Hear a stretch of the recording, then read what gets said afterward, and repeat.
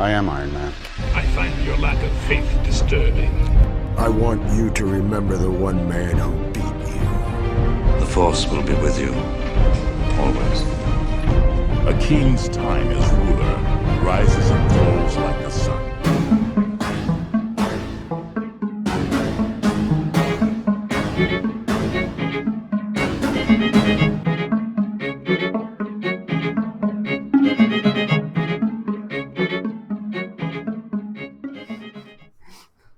What's going on, guys? Welcome to a crossover episode. Suit Up meets A Pod Has No Name. Joining us tonight is Shane and Tom of A Pod Has No Name. Follow Shane on Twitter at GusChickens. How you doing, Shane? I'm good, man. What's going on with you? It's good. I feel like Crossover pod? It's been a long time since we've done a crossover pod, right? It has been a long time. Way too long. And also joining us is my man Tom. Follow him on Twitter at TomDS215. What's going on, Tom?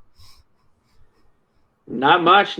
Enjoying being home in Pennsylvania for a few days. I feel closer to you guys already, even though we're all. Can you guys believe it's been a year since we did the season 8 of Game of Thrones when A Pod Has No Name was born? That is nuts, man. That is It's a absolutely benchmark. nuts. That was literally like some of my first podcasting, man. I had no idea what I was doing then. A year later, I mean, my still don't know much more, but one day at a time. Absolutely. So on tap for today, we are reviewing the first episode of Snowpiercer titled First, the Weather Changed. So the plot. Let's talk a little bit about the plot. A massive climate shift brings all of humanity into war, and scientists overcorrect Earth's temperature and ultimately freeze everything. Fast forward 6 years, 9 months, they're on this train. I thought there was a really cool animated graphic in that beginning. But basically, a child hasn't been born in nearly 7 years. And the premiere basically centers around the tailies, these poor people that are living in the rear of this train, and they're enduring hunger, they're enduring isolation, and they kind of jumpstart right into this movie. Maybe a little too fast. I think we're going to get into that. So after a murder goes down on one of the third-class passengers, Andre Layton, the main character played by Daveed Diggs, is the only homicide detective, of course, on Snowpiercer, and is asked by Melanie, played by Jennifer Connelly, to crack the case. And sure enough, Andre is like playing both sides here. He's trying to help his family and friends, and on the other end is like his own people. Basically there are consequences for helping the rich. Shane, what is something you liked about this episode? So the number one takeaway that I had really was Jennifer Connelly was fantastic. Now, my only, and this is kind of just to put out there for the rest of the podcast series when we do these reviews. I've never read the book, but my only frame of reference is the movie with Chris Evans. So that was definitely, compared to this, it seemed like a way more like lighthearted, like kind of making like a mockery of not a mockery, but you know what I mean? It was had a little bit of that goofy like kind of vibe to it. Whereas Jennifer Connelly's version of the character is like much more ironed out, straight-laced, and like more serious, I think. And I thought she was just really impressive and probably was the MVP of the episode for me. And there were some changes compared to the movie that my head hasn't really been fully able to wrap around just yet. But Jennifer Connelly's performance alone gives me faith for the rest of this season. Awesome. What about you, Tom? I thought it did a really good job of maybe not like Shane was saying, like the tone was a little bit different, but I think just the set and the visuals of the train and the different cars, like the pop of color and like the luxury cars and then back with the tailies, like that kind of like gritty, grimy look to it.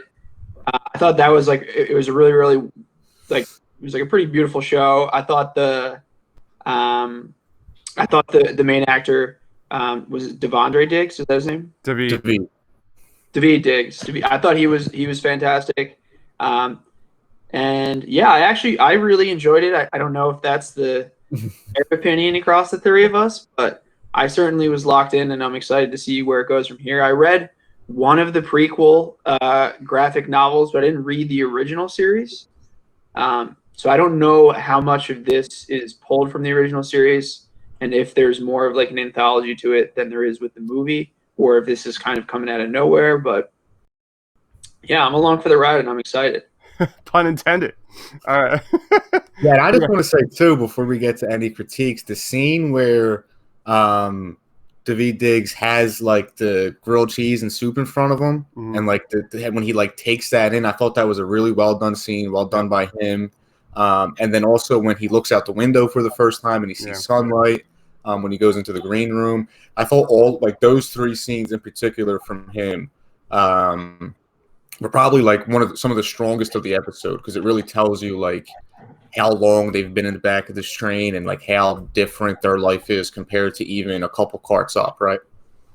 I fully agree, guys, man. Like that, my first take was, obviously there's, real high production value in this show, from everything from the action, the lighting, the cast, the characters, everything seemed to be right. There's little individual pieces of this show that are really strong. And Shane, you took mine too, because I really liked the part when Leighton first looks outside and sees the whole world like blanketed in ice and snow for the first time in probably years, and then he gets the taste of tomato soup and that grilled cheese. Dude, I gotta ask you, Shane, like if there was a meal that you would want after living off of like gelatinized cockroaches for the last like 5-6 years, what would be like your like ideal dish? So, and especially they were trying to get me to do a job that I wasn't crazy about. And I think if I walked out there and there was a nice pie of buffalo chicken pizza, that would really send me over the edge, I think. What about I feel like you would almost be too affected by the buffalo flavor. Like if you're eating like concentrated cockroach for 5 years, like you definitely have to like go for something relatively mild. You can't go that hot out the gate. Yeah, you're probably right, but if I'm going to be eating like cockroach-induced protein for 6 years, I might not be in the best frame of mind to think about when like how to slowly incorporate this buffalo chicken pizza that's been put in front of me. What about That's going to do a number on your stomach.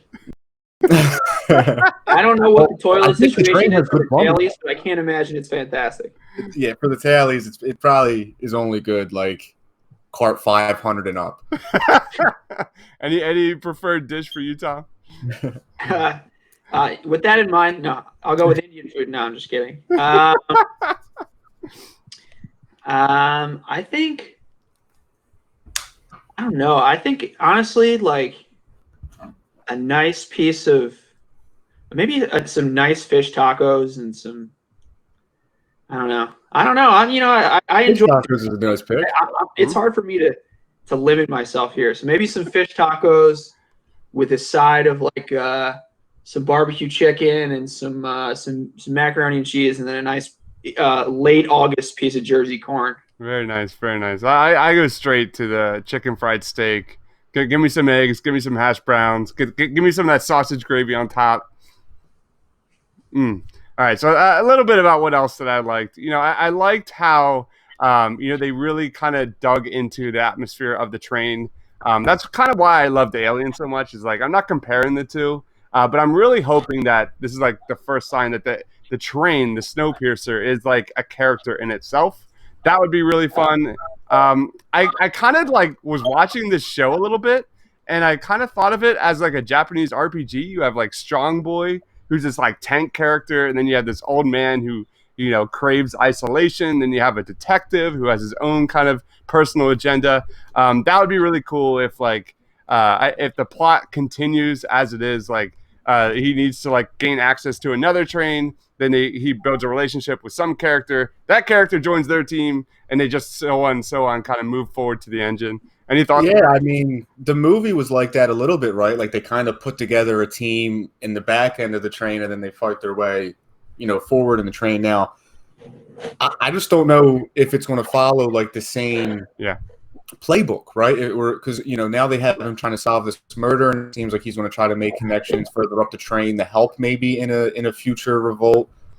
So I'm really curious to see, how they handle that and how different it'll be. And I'm also curious which one is more faithful to the book. I don't, I know that we said that we hadn't read it, but I am curious if the movie made like some drastic changes and this is kind of going back to more faithful material, or if it's the opposite. Yeah, I really don't know either. So if you guys are watching us here on YouTube, like, let us know below what's more faithful. Something else that worked. What I liked the idea of some of the changes in this plot, in this pilot. I mean, the idea of giving jobs to some of these poor characters like the detective. That's kind of interesting. I like the concept of the people of the third class kind of forming their own kind of chain faction. They're having sex. You're all that kind of stuff. That could be interesting moving forward. But what didn't go right for this episode, however, after seeing the film, making this post-apocalyptic story about social order and class inequality and turning it into a freaking crime drama, a cop show. That's what I can't get over. What about you, Shane? What's something that didn't work? Yeah, I mean, I definitely understand where you're coming from. And I think it just depends on how they handle it the next couple episodes. Like, I don't mind if that's kind of like the match that sparks off like the original kind of plot, like as they march their way through the train. So I wouldn't mind if that's kind of just like the origins of it. Maybe in the first couple episodes, we'll see how it moves on. One thing that I'm really confused about is we saw the front of the train right away. At the end of the episode, and the front of the train is drastically different from the front of the train in the movie. So I'm just curious what, with that in mind, like I feel like I should almost just throw out the plot from my mind in the movie completely, because it seems like it could be drastically different if the front of the train is so different. Go ahead, Tom. Yeah, so I think the phrase that I would put together for the whole show is cautiously optimistic. Yeah. For a few reasons, and I think one of them, I don't know if it's super obvious, is like I have never really watched a full show on TNT. I know TNT is famous for having incredible trailers that play during the NBA playoffs, and then me never going and watching the actual shows. So I don't know if they can execute on such a high level, but I think it's kind of an interesting concept, at least, for them to take kind of the tools and the environment of the movie, and if you're planning to make a show that has like a 2 or 3 season arc, you can kind of have some of those same themes of the class inequality, and the disparity there, and then kind of build a more linear story that takes a lot longer to draw out on top of that. And I think part of the reason the movie works is just because it's so like blunt and direct and in your face, and kind of like an old school like a kung fu movie or something like that, where it's just like, here's what the situation is, here's where you're going, and then obviously there's some incredible twists in the movie as well. I mean, all praise goes to Bong for that one, but I think I'm interested to see what they can do with a longer storyline. I know the show is already picked up for season 2. They already filmed all of season 2. If it's not on TNT, I'm sure they'll put it on HBO Max or whatever. I think that's what Turner works with. So I'm cautiously optimistic, but a little bit nervous about some of the production value. I would agree. And some of you notice like little things as opposed to the movie, which was kind of so special. Yeah, I think that's what I'm coming to the terms with. I just finished watching this, and I think you're absolutely right. I think I need to throw everything I loved about the film out the window and just take this in as kind of a loose take on the film. I also thought it was a little rushed. I thought this was a little rushed. The premiere goes straight into the rebellion. And I guess formula-wise, it makes sense because, this is only a 10-episode season. So that part makes sense. But what I don't get is why do, that class respect the guards and the rich? There's no guns. Even though in the movie we know there are rubber bullets and there are no bullets. But there are no guns. what went into the lower class like respecting the guards enough not to form a rebellion? Why did it take 7 years to finally build a rebellion? Any take on that, Shane? Well, I was kind of thinking. So in the episode, right, they kind of move up one car and they have this, bloody battle, and then like you even hear the one guy say that we only made it like one car, and look at all the blood. So it seems like Daveed Diggs' character is now going to kind of step in and play like mediator, and I think relations are maybe going to reset, and I wouldn't be surprised if we see some, the guards coming back and sticking limbs outside of the train to like freeze and lose. And like maybe we get a season or even maybe half a season of them just being beat down and like failed rebellion after failed rebellion before like the main revolt starts.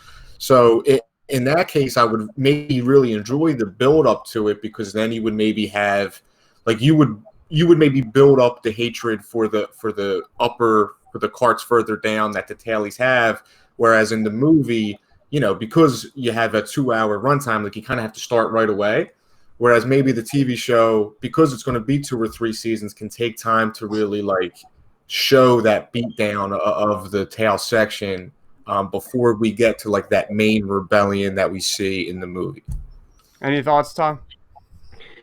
Yeah, and I think like part of my interest is seeing whether this season really reflects like a drawn out version of the movie with some other like subplots and some B plots involved. And then like the following seasons are either like a prequel season, like fully in the past before Snowpiercer, because the end of the movie, spoiler alert, the train flips over and there isn't really much to. They're allowed to explore the beyond there, or maybe it'll go in that direction where like the train breaks down and then they start re-exploring, the world again for those who survive. So I guess, yeah, like I said, I'm cautiously optimistic. I hope it has the ability to at least hold my attention and get stronger as the season goes on, because I think once you show respect to the movie, you show respect to like the base plot of this, and then you can expand. And we trust you as writers, we trust you as storytellers at that point to expand this universe either into the past or forward. I think that's when things can get particularly interesting. All right, so let's talk about the twist. If you're not looking for spoilers, leave in 5, 4, 3, 2, 1. What do you guys think of the twist in this episode? Wilfred, the reveal is that Jennifer Connelly's Melanie is actually Mr. Wilfred. Shane, any thoughts on that? Yeah, I was like thoroughly confused, because at first I was thinking, is just whoever is operating the train at the time Mr. Wilford? Like, is technically all of the staff Mr. Wilford, and just whoever has the helm of the train at that time kind of goes by it? Or is it really just her? Does she kind of play those two roles as Melanie and as Mr. Wilford? I don't know if there's going to be like an old, like crippled version of Mr. Wilford that's like being, attached to like some like technology that's keeping him alive or something. If that's going to be a reveal later on in the season, or if this is really the direction that they're going with. Either way, I don't think the character in and of itself, just like I said, based off of the movie, I think it can work with her being Mr. Wilford, the same kind of plot device. I'm curious why we know so soon, though. You know what I mean? That just makes me feel like there's another shoe that has to drop. I nailed it, Shane. What about you, Tom? Yeah, I totally agree. There has to be another shoe to drop, because this is one of the, I don't know, like the 2 or 3 major cards that the movie plays. So I kind of like the idea of there not being an actual Mr. Wilford anymore. Like maybe Mr. Wilford died, and like everyone, like the tailies and everyone in the train is living in this society of order. But when you pull back the curtain, there's no one there. Yeah. I think would be a pretty interesting way to go about it. So again, I guess I'm being positive today. I'm feeling good on this Tuesday. I don't know if I was on the right side of the bed, but I'll give them the chance to prove to me that this twist was the right decision this early. Yeah, I will say. Go ahead, Jay. I will say I would be disappointed though if it gets to the end of the season and like that's just it. Like there's no other twist or like it doesn't get pulled back any further. Like if that's just it for Mr. Wilford, it's just there. I would be a little bit disappointed. I hope it's a little bit more layered than that. I fully agree. Yeah, fair enough. You guys are definitely giving me more room for optimism here. You're right. We saw the front of the train. We're already into the rebellion. We already know who Mr. Wilford is. You know, the show has to have more, right? So that's got to be exciting, I guess. So I think the thing I'm looking forward to the most, one of my favorite things about the movie was like the gangs in New York vibe that there is from cart to cart. There's like, you know, each cart kind of has its own identity almost. Yeah. And like a very like two sides like banging their baseball bat against their hand, you know, gangs in New York as. So I'm really looking forward to see how they handle that because that was like one of the most unique parts about the movie for me. And while I'm totally okay with the show kind of trying to make its own identity, you know, you still have to kind of stick to those calling cards, right? Or at least, you know, calling card from the movie. So I hope we see that down the line. Absolutely nailed it. Guys, you guys are making me feel much better after finishing this episode. Let's go into a grade and we'll wrap it up. For me personally, there's bits and pieces to this show that I really enjoyed. There's definitely world building. The twist reveal that Mr. Wilford, you're kind of giving me hope here. When I first saw that twist, I was like, huh. And now you guys are convincing me that, yeah, I guess I'm going to be in for episode 2. I just can't get over the fact that they turned like a social commentary into a freaking murder mystery, and I'm just like, I don't know how to process that just yet. So I give this. I think that's a valid criticism, though. I give it like a 5.5 out of 10. What about you, Shane? So I gave the episode like just to go through some of my grades. Like I gave like acting, some of the performances B+. The story I gave it a B for now. The fight scenes I gave it a B for now. The atmosphere I gave it an A. I really liked the way the train felt. So atmosphere and like setting was fantastic to me. And Jennifer Connelly is the MVP. So I think overall I'll give it like a B for right now. And cautiously optimistic, like Tom said, going forward. Hopefully, some of these things pay off. Quick MVP to that girl that picked up that hand. Oh my God. Yeah. I never saw what happened to her. I was so worried about the rest of the episode. I was just like, what the hell happened to that little girl? What about you, Tom? Yeah, I'm going to go with like a 6.5 to a 7, which I think on a scale of 10, when you're talking about these types of things, is like kind of like a B or like a B-.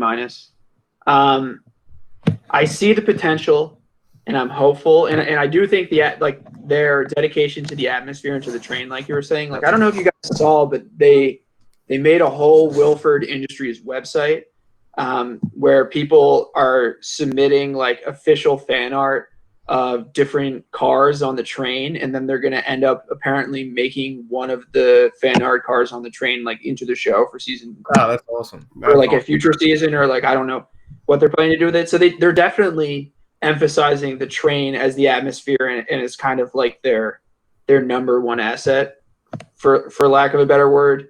As Deebs has been doing just an unbelievable amount of draft content. I'm sure he's tired of talking about that. But yeah, so I would say cautiously optimistic, like a 6.5, 7. Definitely excited to dig in for episode 2, but could see myself really falling off a cliff by like the 3rd episode. Awesome. Yeah. Tell us a little about A Pot Is No Name, guys. Yeah, this upcoming weekend, or going in probably like Monday, beginning of next week, we're going to wrap up our Warbreaker read through, which is exciting. And then we're going to go into Words of Radiance, which is the second book of the Stormlight Archive. And from research that I've done, everyone says it's like their favorite book of the series. So really excited for that. I think our listeners are pumped for us to get back into the Stormlight. But Warbreaker has been great so far. If you're going to read through with us, you have time until November before the new book comes out to catch up with The Way of Kings and Warbreaker. So that's one, just trudging through the Stormlight Archive here for the next several months. So there's definitely time, if anybody hasn't been listening and reading with us so far, to catch up and be there with us for the new book in November. Awesome. All right. Make sure you check out A Pod Is No Name on Twitter at A Pod Is No Name, and as well as Reddit, A Pod Is No Name. Check out Tom on Twitter. He is TomDS215 on Twitter, and that is Shane Gus Chickens on Twitter. For Tom, for Shane, for myself. See you next time. Take it easy. See you guys. Yeah. I am Iron Man. I find your lack of faith disturbing. I want you to remember the one man who beat you. The Force will be with you. Always. A king's time as ruler rises and falls like the sun.